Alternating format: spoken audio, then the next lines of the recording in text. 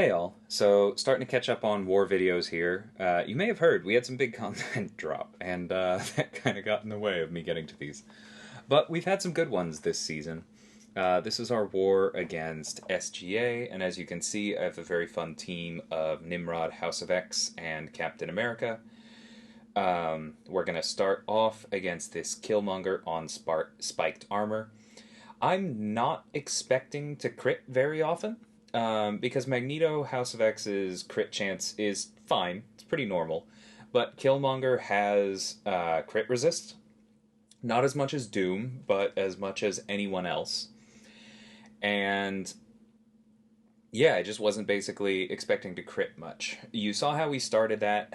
Reverb damage only gets locked in at the start of reverb, as many of you know, which means that if you bait a heavy to hit him or hit into his block at the start of the fight, you can completely ignore damage for the full first cycle, giving us enough time to get up to the special one, and then we're just going to hold on to that armor break for the entire rest of the fight.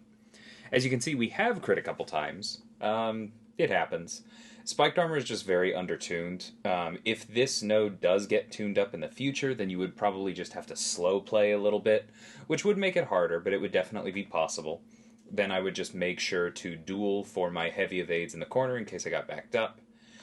But yeah, the fact that House of X is duped here is making it that much easier for us to keep the armor breaks up because our prowess are extending the duration of those debuffs. Very, very simple fight. I'm seeing Killmonger there a lot, and it seems to just be to force a counter, but it's usually pretty easy to get a counter over here, especially when you have ranked House of X's, because then you just do this, go charge him up, you don't need the pre-fight at all, and then you have one more pre-fight, and you usually spend the first one on 19. That's been going pretty well for us lately.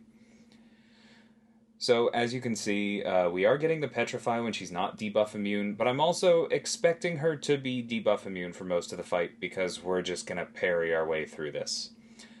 We will parry the special ones when she allows us to, and basically when she throws them when I'm predicting them, so then I have a chance to get it right.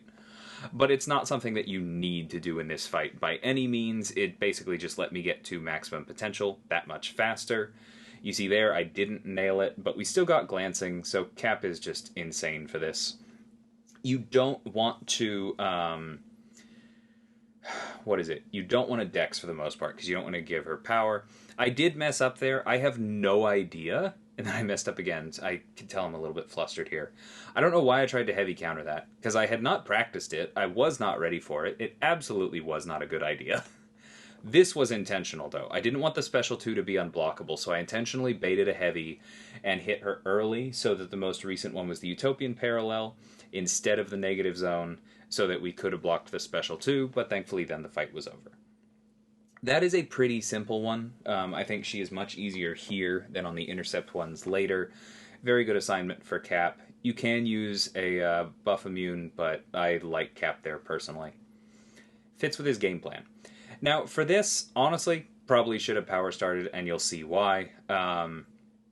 Because I had been told that without any boosts, you just don't take much damage here. It's Nimrod. You throw one special 2 and it's over. I probably leaned into that a little bit too much. Either that, or I think the other thing I could have done is while I was in Blitz Protocol, I probably should have hit my opponent's block. And I should have removed some of those regens before they had a chance to tick, and I should have also removed some of those prowesses. Probably would have meant that I was in slightly better shape when I threw this special 2, but I still don't think that it was likely to finish. And then it would have been difficult, and I would have had to hit block, but I think that that is ultimately the best way to handle this, and you want to just let him fall out of this faster. And at this point, you can tell I was just being flustered, and honestly, kind of stupid. Because what I should have done is go right back to the parry heavy plan.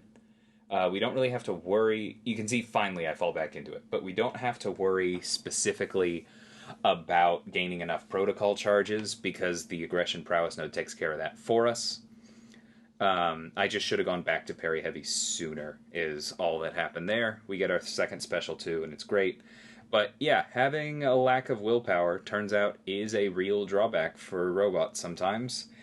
And so, because I am a good little Alliance War soldier, I healed all the way back up for this fight against Apocalypse, despite my near certainty that I am going to lose less than 5% health. It's not fun doing that, but it is the right thing to do when there are 29 other people counting on you, because you never know what's going to go wrong. So then we do bait this out. Do I go for the full dex? Yeah, I do. Honestly, I probably could have blocked the whole thing and still not lost more than 5%, but we're just being conservative.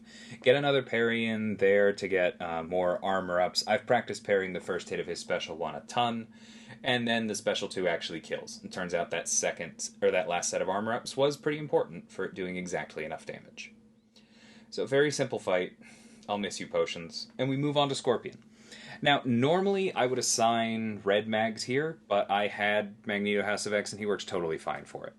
Simplest way to play this is to max pacify and just parry heavy as normal. You'll notice that's not what I'm doing, and to be perfectly blunt, it's because I didn't think it was necessary. We are going to turn off enough of his abilities, and House of X can actually function without heavies pretty easily, unlike Red Magneto, and so I just figured we don't need to do that. In this case, we don't need to make the mastery swap, because Pacify wrecks a lot of other interactions that I do care about. So I stuck to this, and I figured I'm just going to use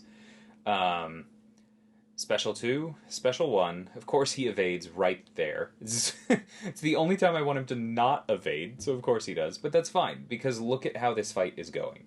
He should have gained like 5 prowesses, he only gains 1, so of course his specials aren't unblockable. We push him up to the Special 2 here, and now we just have to hit him a couple times through that armor break for this to work out. We haven't triggered Hard Knock Life even once. The Prowess node has never become a problem. Very safe fight here. There is a safer, more ironclad way to play it, like I described, but I would send that again 10 times out of 10. Super, super simple. And so that was my war. We unfortunately did not win this one. It was our worst war of the season so far by a pretty significant margin. And so we actually did make a couple changes after this one. We really prefer not to do that in the middle of the season, but it felt like it was necessary here. As you heard in my last war video, losing to GT40 when they don't die even a single time doesn't really faze me. Congrats to them, I don't care. But losing a war like this by just a couple, when we would have won it if we had turned in the performance we had in any other war this season, including against GT40, is a little bit harder to take. Not to take anything against SGA, they played very well, but this just not what we expect of ourselves. And so here's hoping that we can turn it around and just be a little more consistent in the last half after these changes. But I hope you enjoyed this one. I always have a good time using the more fun version of Magneto. And until next time, thanks so much for watching, and take care.